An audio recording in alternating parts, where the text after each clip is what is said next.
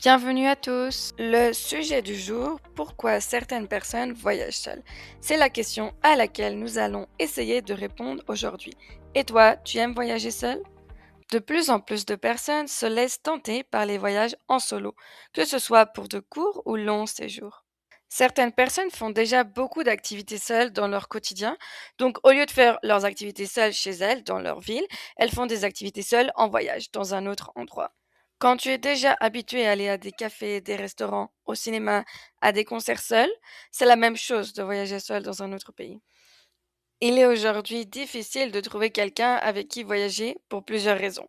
Nous n'avons pas les mêmes disponibilités, envies, manières de voyager. Pour commencer, avoir les vacances qui tombent en même temps, c'est difficile. J'imagine que beaucoup de personnes ont commencé à voyager seules car elles n'avaient personne avec qui y aller et après elles y ont pris goût. La majorité des personnes partagent l'idée qu'on ne peut pas voyager avec tous ses amis car on n'a pas la même manière de voyager. Certains préfèrent réaliser de nombreuses activités programmées à l'avance, tandis que d'autres préfèrent se reposer au bord de la piscine et se détendre. Si ton ami adore faire des randonnées de 6 heures et que toi tu préfères passer du temps à la piscine ou à la mer, cela va être difficile de faire des compromis. Et il est tout à fait normal de ne pas vouloir faire de compromis sur ses seules vacances de l'année, étant donné que c'est aussi un budget. Un autre avantage de partir seul, c'est la flexibilité. On prend soi-même toutes les décisions et chaque décision n'a pas besoin d'être discutée avec d'autres personnes. Donc, si tu as envie de changer tes plans au dernier moment et d'aller dans une autre ville, tu peux le faire. Tandis que si tu voyageais avec quelqu'un, tu devrais lui demander son avis et trouver un compromis s'il n'est pas d'accord.